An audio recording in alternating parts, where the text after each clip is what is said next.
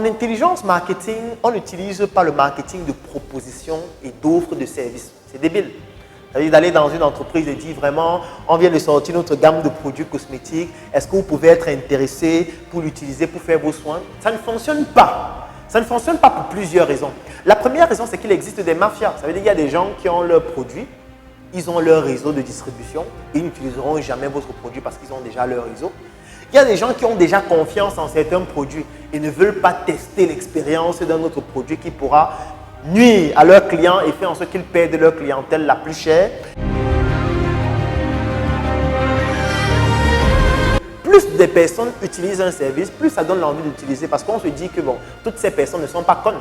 Si ces personnes ne sont pas allées là-bas, c'est parce que ces personnes estiment que ce n'est pas pertinent. Donc, le client suit la masse. Donc, ne venez pas pleurer devant le client que soutiens-moi, aide-moi. Non, le client veut aller là où il se rend compte qu'il y a déjà des gens qui y sont. C'est la même chose. Si vous voulez par exemple un investissement dans votre projet, les gens vont investir en sachant d'abord s'il y a d'autres personnes qui ont investi. Et s'ils se rendent compte qu'il y a d'autres personnes qui ont investi, s'il y a d'autres personnes qui ont pris le risque, ça devient beaucoup plus facile pour eux de prendre le risque avec vous parce qu'ils se disent, bon, les autres ne sont pas forcément cons.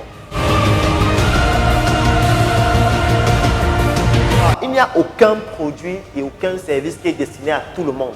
Quand vous mettez sur pied votre produit et votre service est destiné à une catégorie très spécifique de gens qui doivent représenter les 80% de votre chiffre d'affaires et ces 80% de chiffre d'affaires en général ne représentent que 20% de vos clients, ce qu'on appelle la loi de Pareto. Donc, ça ne sert à rien de vouloir convaincre tout le monde, c'est inutile, ça vous fait perdre du temps.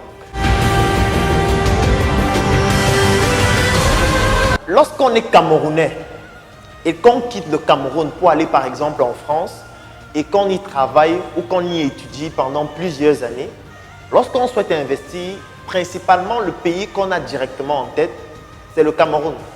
C'est la même réflexion qu'un Béninois va avoir, il va vouloir directement investir au Bénin. C'est la même réflexion qu'un Ivoirien va avoir lorsqu'il va quitter la Côte d'Ivoire.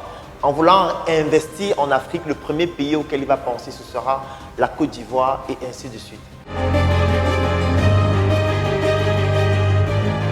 Vous qui êtes en France actuellement, qui êtes aux États-Unis, qui êtes en Allemagne ou dans n'importe quel autre pays, au Japon, ce que vous devez faire dans votre pays, si vous souhaitez investir plus tard en Afrique, c'est d'identifier dans le pays dans lequel vous êtes certaines entreprises, certaines institutions, certains supermarchés. C'est de vous faire un relationnel avec des personnes qui ont des boutiques, qui ont des restaurants, qui ont déjà établi une certaine notoriété dans le pays dans lequel vous êtes et vous pouvez facilement toucher ces personnes émotionnellement. De telle sorte que quand vous allez vouloir investir au Cameroun, investir au Tchad, investir en Côte d'Ivoire, vous pourriez créer une relation entre ces personnes et vous, de telle sorte que ça crée comme une sorte de ficelle qui relie deux environnements ou deux écosystèmes différemment. Ce qu'il faut faire, c'est de commencer à investir en utilisant l'argent que vous avez épargné. Certains vont me dire, l'argent que j'ai épargné, ce n'est pas beaucoup d'argent. Comment est-ce que je vais prendre cette petite somme d'argent-là pour investir? Mais effectivement, on peut investir très peu d'argent au début. On n'a pas besoin d'avoir beaucoup d'argent pour investir dans un projet en Afrique au début. Pas du tout. Pourquoi? Parce qu'aujourd'hui, Internet existe et avec Internet, vous pouvez très facilement investir une très faible somme d'argent au début et avoir déjà des résultats efficaces. Ne vous dites pas que quand on investit, ça fonctionne toujours. On peut investir son argent et on paie. C'est d'ailleurs pour ça que je vous ai proposé d'investir par palier en commençant par votre épargne personnelle. Pourquoi? Parce que si vous avez par exemple 1000 € dans votre compte et c'est votre épargne personnelle, moi je vais vous recommander de commencer un projet de 100 €.